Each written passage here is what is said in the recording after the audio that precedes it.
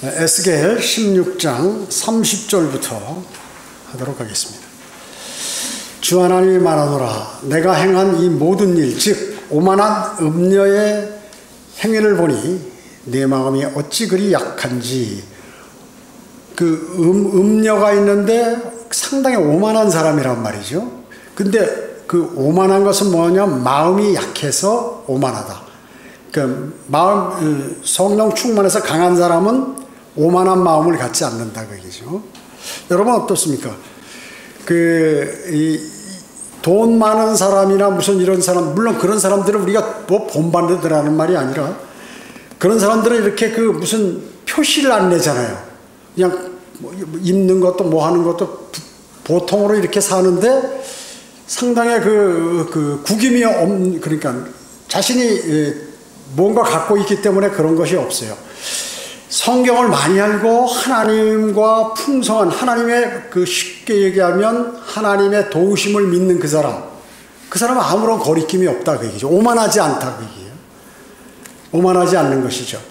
그러니까 예를 들어서 여러 가지 부족한 사람이 오만하다 하는 그 의미예요. 31절에 보면 내가 모든 길에서 내 누각을 세우고 모든 거리에다 내 산당을 만들고도 싹을 경멸하니 너는 창녀 같지 않고 마치 자기 남편 대신에 타인을 끌어들이는 간음하는 아내와 같도다.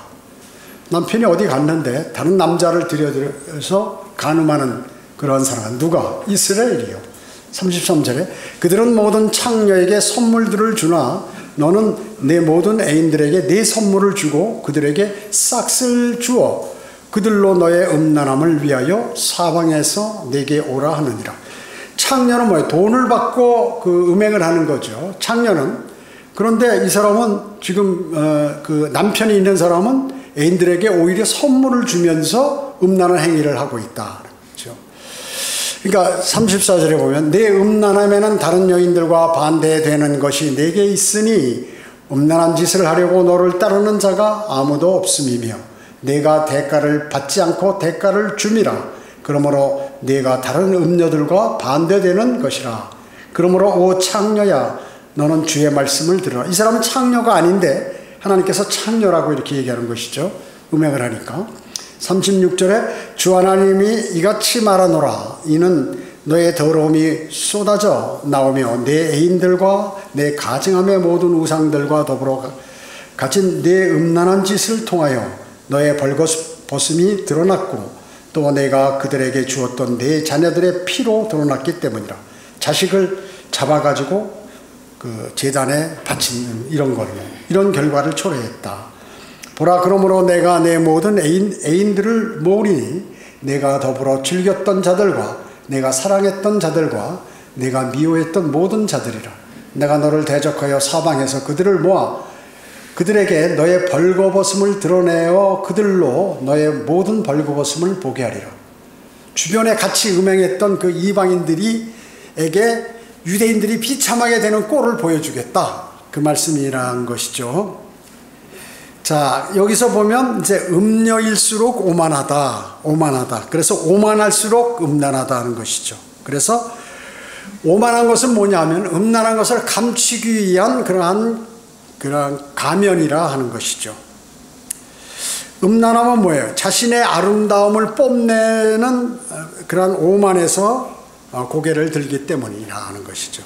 사람이 아름답고 예쁘게 생겼으면 더 그것을 겸손해져야 되는데 그것을 계속해서 더 뽐낸다 그 얘기죠. 뽐내는 것이죠. 그래서 이 오만의 껍질을 딱 벗겨버리면 가련하고 약한 모습이 드러나게 된다. 실제로 그런 것이죠. 여러분 어때요? 우리가 일반 세상 삶에도 보면은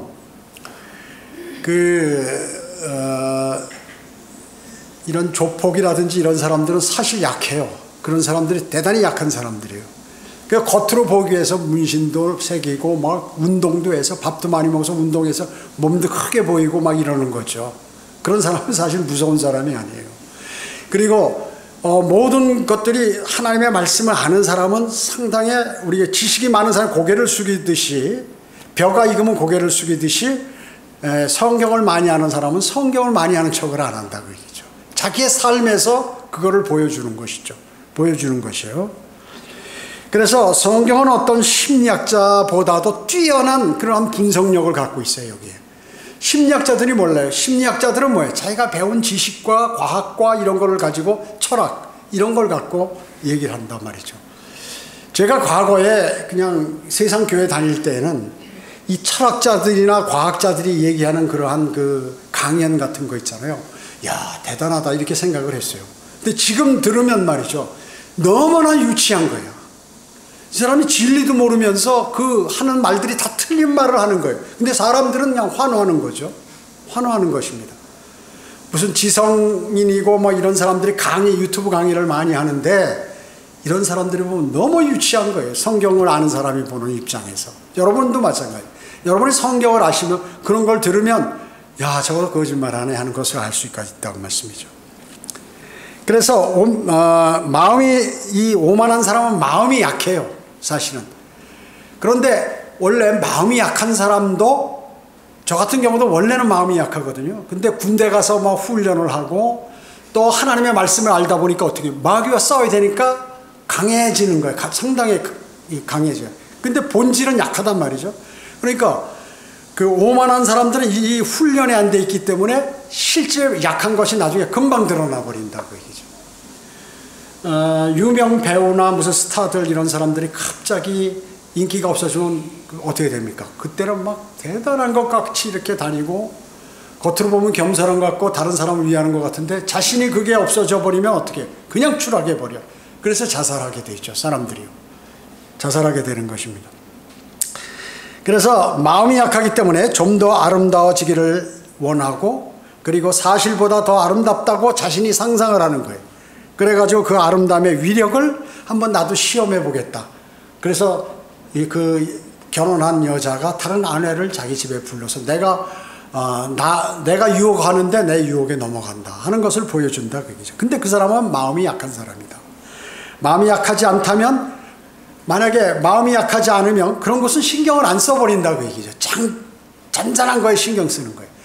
영적 전쟁이 일어나서 뭐 누가 어떻다 그러면 막 마음이 아프고 이러잖아요. 그건 영적으로 단련이 안 된 것이에요. 자신이 마귀가 그 사람을 어떻게 쓰게 되죠. 그래서 그 사람이 쓰러지게 되는 거거든요. 그 사람이 쓰러지게 되는 것입니다. 그래서 음녀는 자기 남편 대신에 타인을 끌어들이는 그러한 창녀가 아닌 그러한 간음하는 아내다. 간음하는 아내. 그래서 그러나 이 창녀처럼 음행을 자행한다 그이죠. 창녀는 뭐예요? 돈을 받고 몸을 파는 사람이 창녀 아니에요? 근데 이 사람은 돈을 받지 않고 자기가 갖고 있는 걸 오히려 줘가면서 그 일을 하게 된다는 것이죠. 그러니까 이 많은 사람들이 자신이 돈이 많아지면 이것을 어디다 좋은 데 쓸까 이걸 생각하는 게 아니라 무슨 죄를 짓는데 사용할까 이걸 연구하는 게 인간이에요. 강남의 여자들이 그래가지고 어때? 결혼한 여자들이 돈 많은 여자들이 이 룸사롱에서 남자들을 부르는 남자들을 이런 일들을 벌이고 있다고. 여기 다 기록된 게 그거예요. 지금 이것은 영적인 음행을 이스라엘이 음행을 하는 내용을 기록하지만 실질적으로 그런 것도 동일하게 그렇게 벌어지고 있다 하는 것입니다. 그래서 이 민수기 5장에 보면 이제 그 남편과 아내가 있어요. 근데 남편이 생각할 때 그 다른 남자하고 많이 만나는 것을 이렇게 발견하게 됐고, 근데 현장 목격을 하지 못했기 때문에 뭐 어떻게 할 수는 없지만 분명히 이거 문제가 있다는 거예요. 그럼 제사장한테 가서 얘기를 해요. 그럼 제사장이 그 아내를 오라고 그래가지고 이제 맹세를 받는 거예요. 너 거짓말하지 않느냐 해가지고 이제 그 성전 바닥에 있는 흙을 모아서 그 거룩한 물에다가 그 바닥에 있는 흙을 긁어서 거기다 집어넣어요. 이래가지고 이제 그 쓴물이 되는데 이 쓴물을 그 사람의 죄를 쫙 기록한 책에다 붓고 그 물을 가지고 이 여자 보고 너 이거 마셔라. 그래서 네가 죄를 졌으면 네가 이것이 들어가서 창자가 썩어버리고 모든 이 밑에 다리들이 전부 썩어서 너는 곧 죽게 된다. 이렇게 얘기하고 네가 죄를 안 졌으면 너는 다시 이상 없도록 된다고 이렇게 얘기를 해요. 그러면 이제 이 여자는 아멘, 아멘 하고 2번 화답을 하는 거예요. 그렇게 하겠다고. 그 2개는 뭐냐면 하나는 내가 죄 있으면 내가 죽을 것이고 죄가 없으면 내가 살 것이다 하는 그러한 의미에서 그렇게 하는 거예요. 이게 지금 뭐냐면 거짓말 탐지기의 원조야. 예, 거짓말 탐지기의 원조라고. 양심이 찔리니까 이 물이 들어가서 막 괴롭고 그러니까 이 물이 썩어서 이 사람이 시름시름 앓다가 죽어버린다 그 얘기죠. 이런 일들이 있게 되죠. 그래서 신체적 변화가 감정적 변화를 야기시킬 수 있다. 제가 아까 성경 공부하기 전에 말씀드렸죠. 뭐 여러 가지 기후가 나쁘고 상황이 나쁘고 전염병이 돌고 할 때 몸이 약하거나 이런 사람들 나 병 걸릴 것이다. 조금만 나 큰일 났네 이거 걸렸는데 이래버리면 몸이 점점 나빠지는 거예요. 아니다. 주님께서 나를 지켜주실 것이다. 병 걸렸어도 난 난다. 주님께서 인도하신다. 주님이 나를 만드셨기 때문에 그런다. 그러면 나버리는 거야 이게. 똑같은 거예요 그게. 즉 신체적 변화가 감정적 변화가 연결이 된다는 위대하신 하나님의 말씀 속에 여기 나와 있다 그 얘기죠. 그래서 그 사람에게 그 죄를 졌으면 갑자기 공포가 다가와. 여러분 어떻습니까? 우리가 무슨 급한 일을 있다든지 학생들이 시험을 볼 때 막 초조한 느낌이 막 드는 사람들 어떻게 해요? 그 정서적으로 막 설사를 해. 배가 아프고 설사를 한단 말이죠. 그게 뭐냐면 바로 신체적 변화가 감정적 변화를 야기시킬 수 있는 것이 이런 일들이 벌어지게 되는 것이에요. 그렇기 때문에 갑작스러운 공포로 땀이 막 난다든지 설사 증세, 식중독 이런 일들이 일어나게 되는 것입니다. 자, 그래서 지금 이제 이런 일들이 벌어지게 된 것이죠. 쭉 38절 보겠습니다. 38절. 내가 너를 심판하리니 에스겔 16장 38절이에요. 내가 너를 심판하리니 마치 혼인을 파기하고 피를 흘린 여인이 심판받듯 할 것이며 내가 진노와 질투의 피를 네게 주리라. 네. 여기서 피를 흘린 여인, 그런 음란한 여인인 예루살렘을 얘기하는 것인데 예루살렘이 어린 자녀들을 우상에다 바쳤죠. 희생제물로. 즉 그래서 토펫의 불 속으로 너희를 던져버리겠다 그 말씀인 것입니다. 예루살렘들은 자신들의 자식까지 포함해서 하나님께로부터 받아서 누렸던 그러한 모든 것들, 그런 것들을 이집트인과 아시리아인들과 필리스타인들의 우상에게 그것을 주는 거예요. 자, 지난주에도 말씀드렸지만 하나님께서 복 주시고 나의 건강을 지켜주시고 모든 거 허락했는데 이거를 누구한테 하나님께 다시 돌려드리는 게 아니라 세상 신에게 바친다 그 얘기죠. 그걸 하나님께서 보신 거예요. 그러니까 하나님께서 이에 대해서 하나님께서는 피에는 피의 원칙에 따라서 응징하시겠다 하는 그 말씀이죠. 여러분 구약에 간음하는 여인은 어떻게 하도록 되어 있어요? 예, 죽이게 되어 있죠. 이것은 역사적으로 이제 바빌론의 느부갓네살 왕에 의해서 이제 이스라엘이 멸망당하고 포로가 되고 수모를 겪고 이렇게 되고 계속해서 그 후에 로마에게 그 일을 당하고 그 다음에 지금도 계속 겪고 있고 앞으로 대환란 끝까지 주님께서 끝까지 추적해서 돌아설 때까지 그렇게 하시겠다는 것이죠.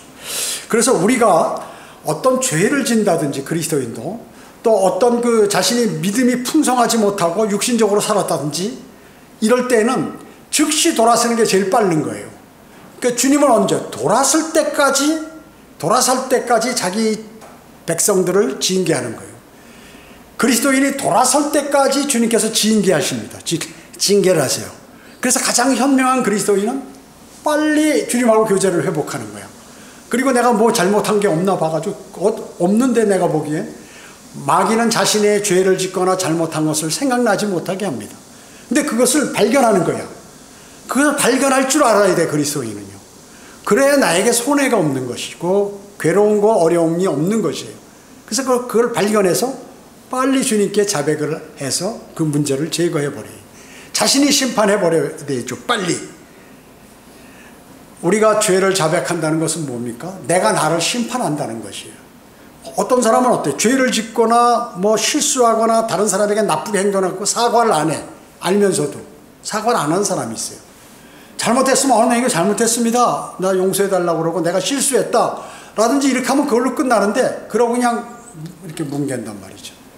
그 아주 나쁜 습성이에요. 하나님하고 관계도 마찬가지입니다. 우리가 죄를 지면 즉시해서 바로 아들이 말이죠. 주님으로부터 좋은 것을 받아야 되는데 그냥 계속 꾹 말을 안 하고 갖고 있고 자기가 그것을 감추고 있으면 어떻게 해요? 계속해서 그 교제가 안 되고 화해가 안 되는 것이에요. 오히려 징책만 받게 되는 것이죠. 여러분이 직장 생활하거나 사업하거나 모든 세상도 마찬가지예요. 잘못하면 즉시 잘못했다고 얘기를 해야 돼. 그러면 끝나는 거예요, 그걸로. 우리 뭐 큰 잘못했다면 거기에 대한 대가를 받는다든지 이러면 끝나는데 그거를 묻히고 안 하고 숨기고 하다 보면 어떻게 이게 더 같이 골마버려 가지고 나중에는 어떻게 해요? 사람이 수술을 하면 도려내면 그냥 끝나는데 그냥 놔두면 다 썩어서 죽게 된다. 그것과 마찬가지로 그 일이 복잡해서 수습할 수가 없게 되는 것입니다. 하나님과의 관계도 바로 그것이에요. 대단히 중요합니다. 이거는 그리스도인이 대단히 중요해요. 자, 그래서 역사적 그런 일들이 이제 쭉 일어나게 될 것이죠. 39절 보겠습니다. 또 내가 너를 그들의 손에 붙이리니 그들이 너의 누각을 헐고 내 산당들을 파손할 것이요 그들이 내 옷을 벗기고 너의 아름다운 보석을 취하고 너를 벌거벗겨 알몸으로 버려 두리라. 자, 말씀이죠. 이스라엘이 잘못했다고 이제 선지자를 통해서 알려주면 하나님 제가 잘못했습니다. 다시는 안 그러겠습니다 하고 돌아서면 되는데 안 그러는 거예요. 안 그러는 거. 그러니까 어떻게 할 수 없이 그걸 대책을 강구해야죠. 하나님은. 하나님께서는 죄와 그 어두움에 관해서는 참지를 않으시거든요. 그렇기 때문에 다른 나라 강대국을 동원시켜가지고 초토화시키고 고통당하고 망신당하고 죽고 이렇게 하도록 만드는 것입니다. 여러분, 하나님께서는 이 세상 사람들도 다 마찬가지예요. 주신 게 뭐라고요? 양심을 주셨어요. 양심. 이 양심을 주신 이유는 뭐예요? 자신이 죄를 짓고 수치스러운 상황에 빠졌을 때 하나님을 두려워할 수 있도록 하기 위해서 양심을 준 거예요. 세상 사람들도 마찬가지고 다. 그런데 세상 사람들도 자신이 죄를 짓고서 또 정치인들도 다 마찬가지고 하여튼 모든 사람 죄를 짓고도 그 양심에 가책이 되면 그것을 뭔가 조치를 해야 되는데 안 하고 그냥 자기가 옳게 했다고 그러고 계속 그러잖아요. 그 하나님을 두려워하지 않기 때문에 그런 일들이 벌어지게 된다. 하나님을 두려워하는 사람은 자신이 잘못하거나 죄를 지은 것을 아는 즉시 자백해요. 그걸 인정한다고 얘기죠. 그래서 그 하나님을 두려워하게 하기 위해서 양심을 줬는데 양심이 화인 맞아가지고 화인이 뭐예요? 인두가 뭐예요? 옛날에 이렇게 다림이 숯불 속에 넣어가지고 쇳덩어리 있잖아요. 이걸 이제 그 옷을 다리는 다리미를 썼단 말이에요. 그걸 가지고 양심으로 찢어버리니까 어떻게 돼? 타짜라 양심이 감각이 없는 거예요. 감각이 없어. 그 죄를 짓고도 자기는 꺼리낌이 없어요. 계속해서. 그런 사람은 어떻게? 하나님께서 징계하신다. 우리 그리스도인도 마찬가지고 세상 사람도 마찬가지고 무슨 정치인들도 마찬가지예요.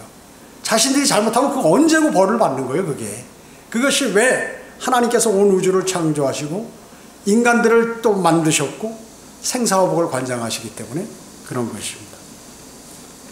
그렇기 때문에 무슨 하나님을 두려워하는 게 그리스도인만 두려워하는 게 아니에요. 구원받지 않은 사람, 즉 세상 사람 모두를 포함해서 하나님을 두려워하는 것은 당연한 짓이에요. 당연한 일이에요. 왜? 그를 만드신 분이기 때문에 그렇죠. 그래서 혹시나 마귀의 공격을 받을까 봐 양심이란 것을 놔놨는데 그것마저도 자기가 다 불태워버리고 인두를 찢어버리고 그걸 숨기려고 하니까 하나님께서 벌을 줄 수밖에 없다는 것입니다. 인간은 누구나 극한 어려움을 당할 때 하나님을 두려워하면서도 그분을 찾게 되거나 또 그분을 이렇게 그분께서 나를 찾아와 주시기를 기대하는 게 인간이에요. 그렇잖아요? 인간이 건강할 때는 자신이 약한 걸 몰라요. 그 다음에 그 자신이 부유하거나 좀 풍부할 때 이때는 자신이 약한 거를 모르게 돼요. 자기가 약한 걸 발견하지 못해요. 근데 어려움이 오거나 병들거나 그러면 이제 내가 별거 아니구나. 별거 아니기 때문에 위대하신 그 하나님, 나를 지으신 그분께 내가 다가가야겠구나, 이런 생각을 하게 되죠. 그러나 인간의 이성과 지성에 강조하게 하고 강요하고 말이죠. 또 그 가치를 역설하는 자들이 있어요. 그러니까 세상에서 많은 지식을 배운 철학자들, 과학자들 있잖아요. 뭐 유튜브에서 아는 척 많이 하잖아요. 이런 사람들은 하나님을 두려워하지 않아요. 그런 사람들은. 그래서 하나님을 두려워하지도 않고 하나님을 그 사람들은 찾으려고도 하지 않는 것이. 여러분, 인문학 강의라든지 무슨 뭐 철학자들이 강의하는 거 많이 유튜브에 나오잖아요. 내가 성경은 어때요? 철학은 전부 거짓말이라고 그러잖아요. 인간이 만든 장난이지. 그걸 갖고 아는 척을 하니까. 그걸 가지고 하나님의 말씀을 조명하니까. 제가 나중에 도올 김영호에 한번 내가 설교를 언제 하려고 해요. 그 시간을 많이 준비해야 돼요. 그런 사람들 이렇게 하려면. 최고의 자기가 철학자라고 우리나라에서 그런 사람이 말이죠. 신학교까지 나와가지고 하나님에 관해서 저주를 하고 그런 예수 그리스도는 비방하고 이렇게 얘기한다 그 얘기죠. 그건 완전히 나중에 벌 받죠. 벌 받아. 그러니까 많은 사람이 어떻게 교회 다니는 사람도 그냥 구원받는 기회를 그런 사람들에 의해서 쓰러져 버린다 그 얘기죠. 마귀의 자식이에요. 그런 사람들은. 그렇잖아요. 성경이 무슨 나중에 후에 바벨론 포로 가서 너무 힘드니까 소망을 갖기 위해서 전부 무슨 작가같이 이렇게 상상해서 만든 것이다 라고 구약 성경이 말이죠. 모세오경도 그렇고 기타 선지서들도 마찬가지고. 그러니까 신학교를 나왔다는 사람이, 그 신학을 배운 사람이 그렇게 얘기하는 거예요. 그러니까 그런 사람들은 뭐예요? 마귀가 쓰는 사람들이지. 하나님께 어마어마하게 얻어맞아요. 그런 사람들은요. 그렇기 때문에 그와 같이 이성과 지성을 강조하는 사람은 절대 하나님을 받아들이지 않는 것이에요. 하나님을 받아들이지 않아요. 그래서 세상에서 많이 배웠다는 사람들은 그 하나님을 찾기가 사실은 어려운 것입니다. 어려운 것이에요. 왜? 자기가 배운 것을 신뢰하기 때문에 그렇습니다. 부끄러움과 고통을 당하면서도 하나님의 얼굴을 찾지 못한다면 그 양심이 대단히 병들어 있는 상태다.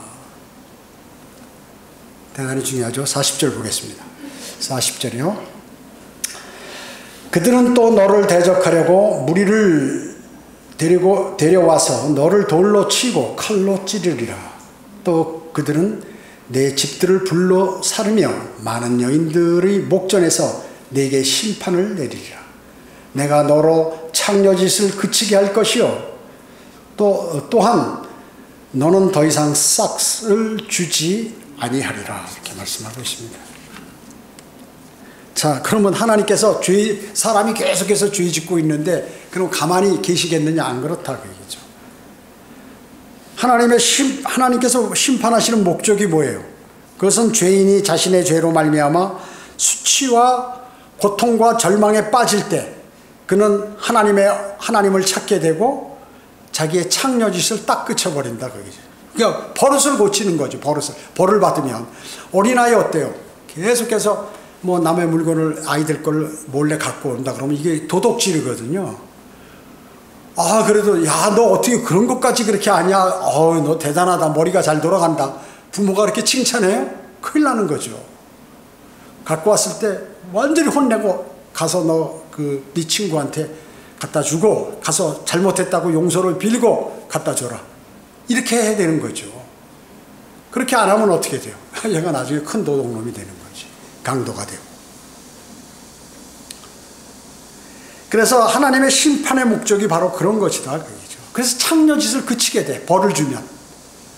그래서 유대인들이 이제 계속해서 그 나쁜 짓을 하면 하나님께서 외국 강대국을 탁 와서 그러면 살려주세요, 살려주세요. 그러면 하나님의 사람을 하나 딱 선정해서 구원을 시킨단 말이죠. 그러면 또 이것들이 편하고 안락하면 또 역시 또 죄를 짓게 될까. 이게 이까지예요. 우리 그리스도인도 마찬가지예요. 내가 여러 가지 지금 상황이 바쁘기도 하고 첫째. 두 번째는 불편한 게 없고 그 다음에 부족한 게 없을 때 이젠 사람이 내것해가지고 이러다 보면 마귀가 그때 접근을 하게 되죠. 접근을 하게 됩니다. 그러한 상황에 있을 때 잘 조치를 하게 되면 이제 그것이 그 부와 또 건강과 모든 좋은 것들이 쭉 유지되는데, 그것이 안 될 때는 어떻게 해요? 나중에 이제 무슨 이제 돌이킬 수 없는 심각한 일에까지 도달하게 되는 것입니다. 그래서 이제 비명소리에 묻혀서 나오는 또 다른 간절한 음성을 들을 수 있어야 하는 것이죠. 오 하나님, 저를 구원해 주십시오. 세상 사람들이 복음을 여러분들이 전할 때 왜 안 받아들이냐고요. 자기는 하나님이 없어도 뭔가 자신 있게 이 세상을 살 수 있다고 판단하는 것이죠. 그래서 뭐 하나님은 없다고 하는 사람까지 있고, 야 하나님이죠, 저희 막 복음을 전하는 거 보면 화를 내고 말이죠. 그냥 지나가면 될 텐데, 자신이 안 받아들이면 그냥 가면 될 텐데 굳이 거기서 표현을 하고 말이죠. 이를 갈고 앞에 와서 눈을 부릅뜨고 말이죠. 욕을 하고 이런 사람들까지 있다. 어리석은 사람이죠. 이제 그 사람이 어떻게 돼요? 자기가 공경에 빠져서 죽게 되면, 죽을 지경까지 가게 되면 하나님 좀 나 좀 살려주세요, 이렇게 나온다 그 얘기죠. 그땐 때가 늦을 때가 많이 있어요. 제가 그랬잖아요. 너희가 내일 일어날 일을 알지 못하나니 너의 생명은 안개와 같다고 말씀한다고 얘기죠. 너희가 내일 일어날 일을 알지 못하니 너희 생명이 무엇이냐? 잠깐 보이다 사라지는 안개니라. 안개와 같다는데, 당신은 오늘 죽을지도 모릅니다. 내일 죽을지도 모릅니다. 오늘 빨리 주님을 영접해야 합니다. 그러면 비웃고 간단 말이죠. 집에 가서 가다가 교통사고가 그대로 차가 부딪혀가지고 입원해 있는 거예요. 아이고 그 사람 아까 설교할 때 너희가 내일 일어날 일을 알지 못하라, 빨리 예수 그리스도 영접하라고 그랬는데 그게 어떻게 해야 되지? 막 그때서야 막 난리지. 영접하는 사람이 있다고요. 오토바이 타고 배달하면서 말이죠. 그 앞에 지나가면서 막 이거 오토바이를 해서 매연을 뿜어내고 말이죠. 이런 사람까지 거리 설교하는데 일부러 화가 나서 아주 듣기 싫다. 왜냐면 그 사람은 뭐 지금 죄를 짓고 자신이 살고 있는데 죄에 대해서 막 열거를 하니까 참지를 못하는 거예요. 이 안에 듣기 싫은 거죠. 그 말씀이. 여러분이 설교나 성경 공부할 때 듣기 싫잖아요. 그러면 여러분 그 분야에 가서 지금 죄를 짓고 있거나 취약한 부분이에요. 거의 그래요. 90% 이상이. 그걸 아셔야 돼. 그것이 그 하나님의 말씀이 안 들어오면 나는 지금 그 말씀을 무시하는 거예요. 그러면 어때? 그 사람은 나중에 그 말씀으로 인해서 거기에 대한 대가를 반드시 받는다는 거죠. 그래서 그걸 모르고 세상 사람들은 그냥 막무가내 사는 것이에요. 여러분 어떻습니까? 우리 기독교인들 말고 이 세상 모두를 포함해서 그 감각이 예민한 사람들이 있어요. 부정부패나 뭐 남의 잘못되는 것을 보면 참지 못하거나 이렇게 뭔가 무뎌가지고 가만히 있는 사람, 그러면 그렇고 그럼 세상은 누구에 의해서 이렇게 다 발전되고 움직여가는 거예요. 그것을 아주 예리하게 아는 사람들이 행동함으로써 그것이 변화돼서 가는 거거든요. 그리스도인도 마찬가지예요. 영적 감각이 예민하면 영적으로 성장하게 돼요. 근데 하나님 말씀을 들어도 그냥 뭐 그런가 보다, 뭐 어렸을 때 들었던 옛날 얘기 같은 거, 뭐 참 옛날 얘기 들을 때 잠이 잘 오고 그랬는데 그 할머니가 무릎에 누워놓고 옛날 얘기 해주면 뭐 호랭이 한 마리가 와서 어쩌게 두드리고 뭐 어쩌고 저쩌고 하고 그거 들으면서 저 얘기 또 하는구나 하면서 잠들고 말이죠. 이랬던 것 같이 하나님의 말씀을 그런 식으로 듣는다고 그러면 그 사람은 언제 그 말씀이 그 사람에게 해당이 되는 거야. 그 설교할 때 그 말씀이 왜? 그 말씀은 살아 역사하기 때문에 그런 거예요. 대단히 중요하단 말이에요. 사람은 이걸 몰라. 기독교인들이 이걸 모른단 말이죠. 그리스도인들도 많이 몰라요. 그렇기 때문에 내가 가만히 앉아서 당하는 거예요. 가만히 앉아서. 자, 그래서 대단히 중요한 것이죠. 그래서 예루살렘은 역사적으로 바빌론 느부갓네살에 의해서 비참하게 됐고, AD 70년 로마의 티투스 장군에 의해서 예루살렘이 다 파괴되고 말이죠. 수백 명의 사람들이 예루살렘 밖에 십자가에 달려서 처형돼 버리고 그렇게 돼 버렸죠. 지금도 세계 각국의 그 후 로마 카톨릭이 지배하는 세상 속에서 전 세계에서 추방당하고 살해당하고 그리고 멸시당하고 이렇게 했는데 아직도 끝나지 않고 대환란 때 더 전무후무한 고통을 마지막으로 당하게 받게 된다. 그 심판이 아직도 기다리고 있다는 것이죠. 왜? 돌아서지 않았어. 지금 이스라엘이 말이죠. 예수 그리스도 메시아에게 우리가 큰 죄를 지었다. 그분을 우리가 메시아로 받아들인다. 우리의 왕으로 받아들인다 하면 끝나. 그럼 세계 최고 강대국이 되는 거예요. 이스라엘이. 근데 아니라는 거죠. 대부분 아니에요. 물론 이스라엘도 구원받은 그리스도인들이 많이 있어요. 그러나 대부분 예수 그리스도를 메시아로 자기의 구주로 왕으로 믿지 않는다 그 얘기죠. 여러분 2023년 누구의 탄생 기점으로 우리가 달력을 씁니까? 예수 그리스도의 탄생 기점으로 달력을 쓰는 거예요. 전 세계 종교에 관계없이. 그래서 그분은 역사의 주관자, 모든 역사는 그분이 관장하시고 되신다. 전쟁도 그분이 일으키시고 평화도 그분이 관장하시고 모든 것들을 사람의 인간의 생사화복부터 다 관장하신단 말이죠. 그래서 그 역사가 영어로 히스토리 아니에요. 히스 스토리. 그분의 이야기란 말이죠. 그분이 이 세상을 어떻게 죄를 지을 때 어떻게 심판하시고 잘했을 때 어떻게 강대국으로 만드시고 어떻게 그 사람들의 그 죄와 모든 것들에 관해서 그 죄를 용서해 주시고 자비를 베푸시고 또 끝까지 죄를 짓고 고집을 피는 자에게 징계를 내리시고 하는 그러한 것이 역사란 말이죠.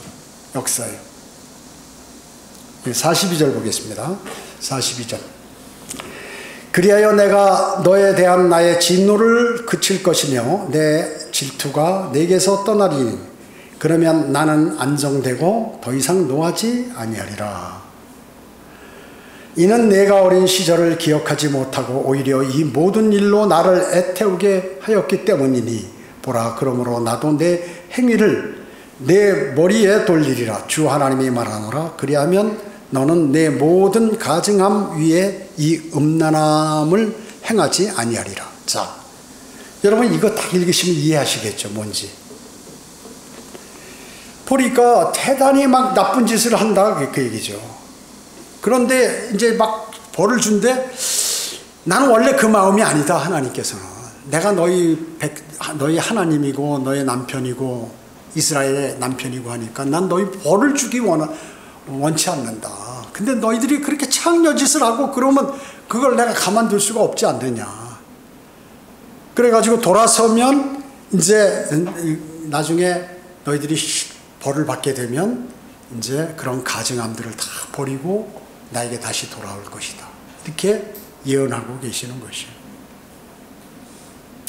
여러분 어떻습니까? 많은 성경학자들과 그 역사가들 있잖아요. 이 사람들은 뭐냐면 이스라엘의 하나님께서 이스라엘을 완전히 초토화시키더니 이제 버렸다 그놈들. 너무나 하나님께서 싫어서 이제 이스라엘을 완전히 파멸해 버렸다고 이렇게 알고 있어요. 많은 성경학자들이. 또 목사들도 마찬가지고. 또 특히나 로마 가톨릭 교황들은 또 신부들 모두 그렇게 믿고 있단 말이죠. 그러나 여러분 43절은 우리가 이 43절 모든 그리스도인이 꼭 기억해야 할 것이에요. 어린 시절을 기억하지 못. 자, 여러분이 구원받기 전에 육신적인 세상에 있었을 때 어떻게 사셨어요? 지금하고 한번 비교해 보세요. 대단히 여러분 과거에 잘못했고 많이 내가 변했죠. 변한 것을 아실 거예요. 그런데 그런 상태에서 지금도 아직까지도 세상을 사랑하고 세상과 간음하며 하나님과 원수되어서 주님의 마음을 막 애타게 만들어요. 애타게. 여러분들이 죄를 짓거나 세상적으로 살거나 육신적으로 살면 하나님께서 막 안타까워 하신다 말씀이죠. 그렇다면 하나님께서 절대로 애만 태우는 분이 아니라는 것을 우리는 꼭 기억해야 돼요. 애만 태우면 그렇게 하는 것이 아니라 징계를 주신다. 벌을 주신다. 그래서 43절에 그분은 반드시 내 행위를 내 머리에 돌리리라고 이렇게 말씀하셨어요. 이걸 잊어버리면 안 된다. 그리스도인도. 왜 그러시는가? 그 사람을 하여금 창녀짓을 그치게 하기 위해서 그렇습니다. 하나님께서도 안정되고 더 이상 노하지 아니하기 위해서. 하나님 노하기 싫으신 거야. 화내기 싫으셔. 하나님께서는 우리에게도. 그런데 죄를 지니까 화를 내서라도 저 버르장머리를 고쳐야 된다. 그래서 고치면 바로 이제 그때부터 회복이 되는 거죠. 안 고치면 끝까지 가는 거죠. 하나님께서는 끝까지 가시는 것입니다. 대단히 중요하죠. 자, 여기 44절 보겠습니다. 보라, 잠언을 쓰는 자는 누구라도 너에 대하여 그런 잠언을 쓰리니 말하기를 어미가 그러면 그 딸도 그러하도다 하리라. 너는 자기 남편과 자식들을 싫어하는 내 어미의 딸이요. 그러니까 남편도 싫어하고 자식도 싫어하고 다른 남자를 좋아하는 거란 말이죠. 그러니까 너는 자기들 남편들과 자식들을 싫어하는 내 언니들의 자매라. 너희의 어미는 히디니요 너희 아비는 아모리이니라. 내 언니는 사마리아니 내 왼편에 거하는 그녀와 그녀의 딸들이요 또 내 어린 자매는 내 오른편에 거하는 소돔과 그의 딸들이라. 이렇게 말씀하고 있어요. 자, 예루살렘을 두고 하는 그러한 말씀이에요. 사실 이거 전체가 16장 전체가. 그런데 예루살렘은 어때요? 원래 유대인들이 거기 살았네? 아니죠. 함족이 살았어요. 가나안 민족들이. 함족이. 살고 있었고, 그 이방인들의 도시였단 말이죠, 거기가. 그래서 그들이 우상을 섬기고 희생제물을 바치고 했기 때문에 하나님께서 이제 그 사람들이 누구냐면 히딘, 아모리인, 이런 가나안인들, 이런 사람들이죠. 그래서 그 음행을 이제 중지하게 함으로써 자기 남편과 자식에 대한 싫어함을 이제 없애버리는 것이죠. 그래서 이상한 여자들로 이게 바뀌었다 그 얘기죠. 그렇기 때문에 그 후손들에 대해서도 그러한 어미의 딸이다. 자기 조상들도 그랬는데 그 후손들도 그렇게 하더라 그 얘기죠. 후손들이. 여러분 어때? 부모가 부지런한 삶을 사는 것을 자녀가 계속 어릴 때부터 보고 자라죠? 그러면 그 자녀도 부지런한 거예요. 그리고 인생에 있어서 그 부모가 정직하게 세상을 살면 그 자녀들도 정직하게 살아요. 부모들이 나쁜 짓 하는 것을 보면 그 자녀들도 나중에 커서 나쁜 짓 하게 돼 있는 거예요. 어쩔 수가 없어요, 그거는. 물론 100% 그렇다는 건 아니지만 대부분 그렇다, 대부분. 그러나 거기서 현명한 사람들은 어때? 내 부모가 주변에서 잘못하니까 나는 다시는 그러지 말아야겠다 해서 오히려 좋게 바뀌는 사람들이 있는데 이런 사람들은 극소수다. 그렇게 바뀌었다면 대단한 거죠. 그건 극소수예요. 대부분 그냥 따라간다 하는 얘기죠. 자, 그렇기 때문에 그 여인들이 46절에 보면 예루살렘의 왼편이다. 이것은 북쪽을 얘기하는 것이에요. 왜냐? 성전이 동쪽을 향해 있기 때문에 그렇습니다. 왼편이다 하면 북쪽이에요. 오른편이다 하면 남쪽을 얘기하는 것입니다. 자, 이런 일들이 그래서 그 어미의 딸이요 그러한 언니들의 자매라고 언급하시는 것입니다. 자, 47절 보겠습니다. 내가 아직 그들의 행위를 따라 행하지 아니하였으며 그들의 가증한 짓들을 따라 행하지 아니하였으나 그것을 아주 작은 것으로 여겨 내 모든 행위 위에 있어 내가 그들보다 더 부패하였도다. 주 하나님이 말하노라. 내가 살아있거니와 내 자매 소돔 즉 그녀와 그녀의 딸들은 너와 내 딸들이 행했던 것처럼 행하지 아니하였도다. 보라 그것이 내 자매 소돔의 죄악이니 자만과 양식에 충분함이라. 예. 소돔이 뭘 잘못해? 교만하고 자만하고 그리고 부유하다 그 얘기죠. 게으름의 풍성함이 그녀와 그녀의 딸들 안에 있고 게으르게 생활하죠. 넉넉하니까. 그녀가 가난한 자와 궁핍한 자의 손에 기운을 도두어 주지 아니하였도다. 또 그들은 교만하였고 내 앞에서 가증한 짓을 행하였기에 내가 잘 보고 그들을 제거하였느니라. 예. 예루살렘 여인들이 자행하는 그러한 우상숭배 행위, 이런 것들은 사마리아나 소돔 여인보다도 그들이 우상숭배하는 것보다도 더 하더라고요. 자, 보세요. 하나님께서 왜 가나안 땅으로 유대인들을 하면서 거기에 살던 사람들을 다 쫓아내버렸나요? 전쟁으로. 전쟁에 이스라엘이 승리하도록 만드셨잖아요. 왜 쫓아내버렸어요, 그 사람들? 하나님은 사랑이신데 그들이 우상을 섬기기 때문에 쫓아내버린 거예요. 그런데 그들이 우상을 섬기기 때문에 다 쫓아내버리고 유대인들을 거기다 이렇게 땅에다 심어놨는데, 이거는 지금 유대인들이 우상을 섬기는데 옛날에 그 가나안에 살던 그 사람들보다 더 심하게 우상을 섬기더라 그 얘기죠. 그래서 하나님께서 얼마나 가슴이 아프시겠어요. 이방 민족들이 우상을 섬겼는데 그들이 우상 섬기는 것보다 더 심하게 우상을 섬기더라. 이스라엘 백성들이. 구원받은 그리스도인이 세상 사람만도 못하면서 자신이 이 세상을 살아간다고 막 그렇게 하는 것을 하나님께서 보실 때는 말이죠, 대단히 마음이 아프시죠. 그러면 그래서 그리스도인은 그 알면서 만약에 그렇게 하는 것은 죄가 더 많은 것이에요. 모르면 죄에 대한 그 벌이 적습니다. 근데 알면서 죄를 지면 벌이 크잖아요. 재판할 때도 마찬가지로. 자, 그렇기 때문에 그것을 말씀드리는 것이, 그들에게는 뭐예요? 하나님의 혜택을 받지 못했잖아요. 뭐 하나님의 성전이 있는 것도 아니고 다윗의 보좌가 있는 것도 아니고, 그리고 뭐 번제를 그들이 드리는 것도 아니고, 또 하나님의 인도하심을 받아서 뭐 하는 것도 아닌데 그들보다 더 우상을 많이 섬기더라. 하나님께서 참 가슴이 아픈 거죠. 가슴이 아픈 것입니다. 그래서 성경은 예루살렘을 이스라엘 백성은 영적으로 소돔과 이집트라고 규정한 것이에요. 소돔이 뭐예요? 동성연애로 멸망당한 도시 아니에요. 이집트가 뭐예요? 세상을 예표하잖아요. 거기보다 더하다. 이스라엘 민족이 너희가 왜 그러냐 하는 것이죠. 51, 52 보겠습니다. 사마리아는 내 죄들의 절반도 범하지 아니하였으나 너는 내 가증한 짓들을 그들보다 많이 행하였고 내가 행한 내 모든 가증함들로 내 자매들을 의롭게 하였도다. 내 자매들을 판단했던 너도 그들보다 더 가증하게 범한 내 죄들로 내 자신의 수치를 담당하라. 그들은 너보다 의로우니 정녕 너는 또한 당황하게 되고 내가 내 자매들을 의롭게 한 것으로 내 수치를 담당할지니라. 제가 그 설명드린 그 말씀이에요 바로.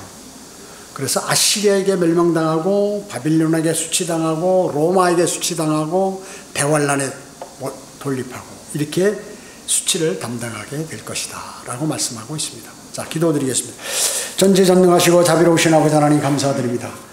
저희들은 오늘 하나님의 말씀을 통하여 저희가 많은 것들을 생각하게 되었습니다. 그리스도인이면서 세상 사람보다 더 악하게 사는 그리스도인들이 있다고 지적하고 계신 것입니다. 저희들의 마음을 풍성케 하고 늘 주님을 사랑하는 마음, 그리고 주님의 말씀에 순종하는 마음을 가짐으로써 악한 그러한 마귀의 공격으로부터 능히 이겨나갈 수 있도록 주님 인도해 주시길 원합니다. 은혜 감사드리오며 다시 오셔서 저희를 데려가실 주 예수 그리스도의 이름으로 기도드립니다. 아멘. 자, 10분간 쉬었다가 예배 드리도록 하겠습니다.